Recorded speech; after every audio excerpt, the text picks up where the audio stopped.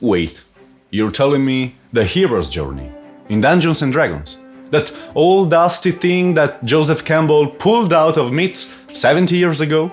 You mean to tell me that Luke Skywalker, Harry Potter, Frodo, all of those nerd mascots are basically following the same narrative template? Yeah! And now you want me to put that into my D&D campaign? A game where half the time the players spend an hour arguing about how to cross a 10-foot pit.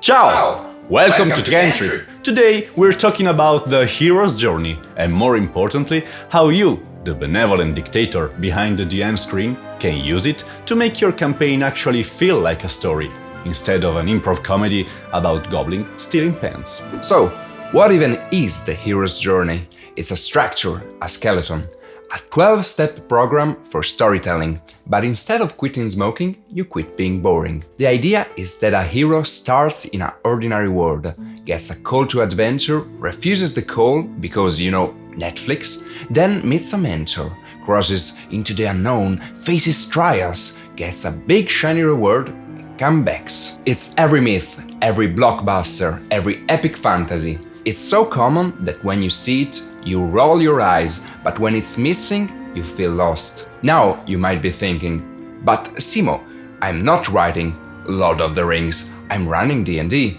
My players make their own choices. How am I supposed to force them into some Hollywood screenplay? And the answer is, you don't. You don't need to force anything. You just use the journey as a lens, a set of bumpers in the bowling alley of storytelling. The dice and the players will throw the ball wherever they want, but the bumpers keep it vaguely heading toward a strike instead of careening into the snack bar. Let me give you an example. Ordinary world.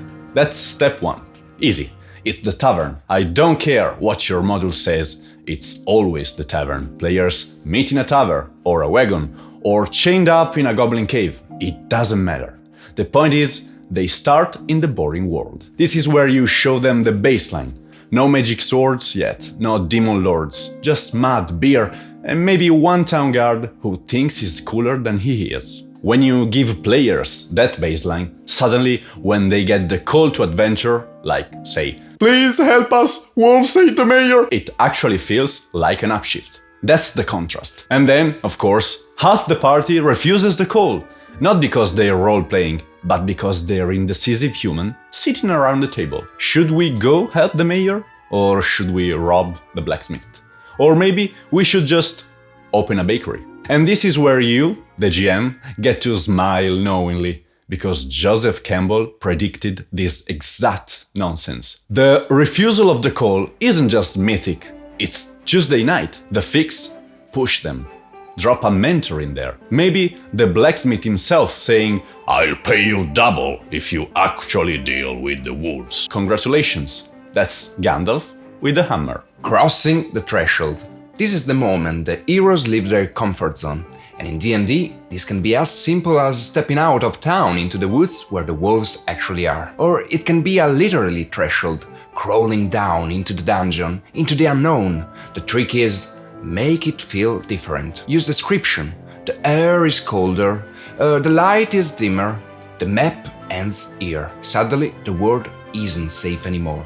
Your players don't need a film school lecture, they will feel it. Trials and allies and enemies. This is where the campaign lives most of its life. Every goblin ambush, every rival adventuring party, every weird magical riddle door. It all stacks up here. Campbell called it the road of trials. I call it the reason your group meets every Thursday. The trick, though, is to make these challenges feel like they are teaching something.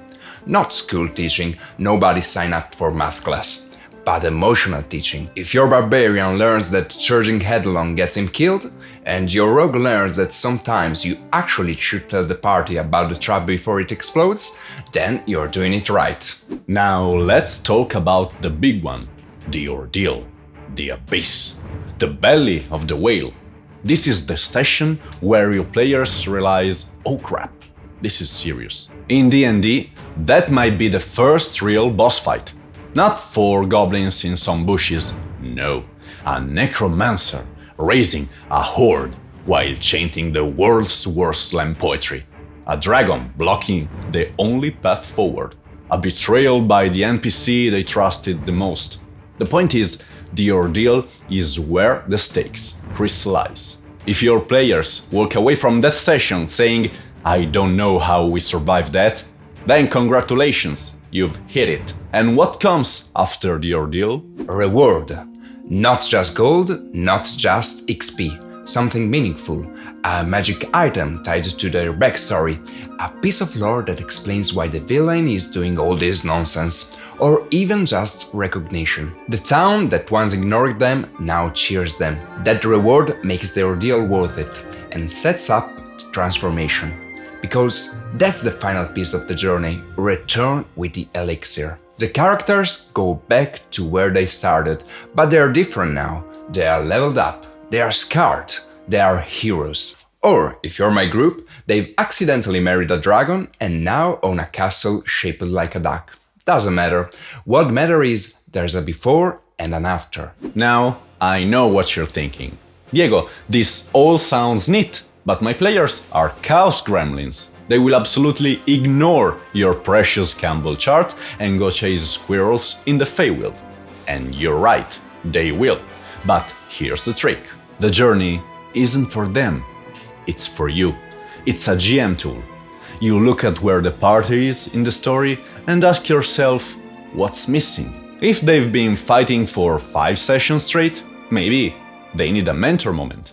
If they're lounging in town for too long, maybe it's time for a threshold. You use the steps as dials, not rails. You're not forcing them down a path. You're just nudging the cows into shape. And here's another fun thing. You don't have to run one hero's journey.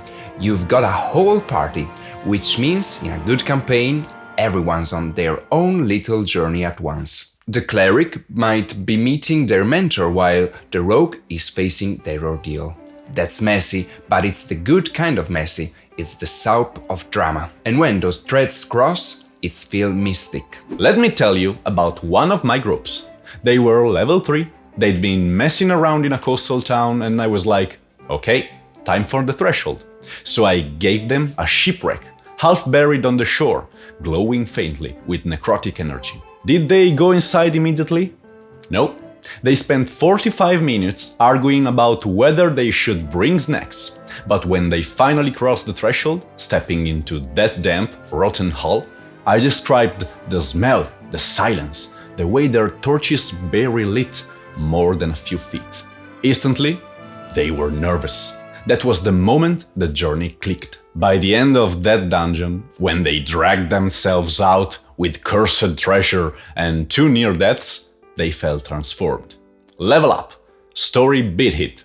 I didn't need to explain Campbell to them, I just needed to set the rhythm. So why does this matter? Because too often, D&D devolves into fight, loot, rest, fight, loot, rest, until the campaign fizzles. The hero's journey is the antidote.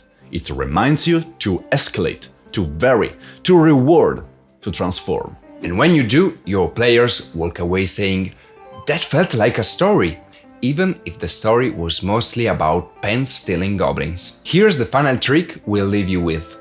Think of the hero's journey as a loop, not a line. You don't do it once and stop. Every arc in your campaign can hit the bits. Every villain can put the party through another cycle. Ordinary war, call, ordeal, reward, return. Again and again, until they're not just characters on a sheet, but actual heroes in a myth of your own making. And here's the dirty secret. You don't need to map all 12 steps of the hero's journey. You don't need to tick every box.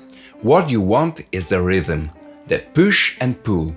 Ordinary, extraordinary, safe, dangerous. For the music nerds, tension and relief. If you just remember that stories feel better when they oscillate, you're already using the hero's journey. So, next time your players are dithering in the tavern, remember, you're not stuck. You've got the blueprint of human storytelling itself in your back pocket. Use it, nudge them, spin the chaos into a saga. And when they finally stand on the mountain peak, battered, victorious, and holding the glowing artifact of destiny, you can look them in the eyes, knowing that you gave them the feeling of having accomplished something. If you enjoyed this dive into narrative trickery, consider supporting the channel. Like, comment, subscribe, you know the drill. Tell us how badly your players butchered the monomyth last week. Thanks for watching!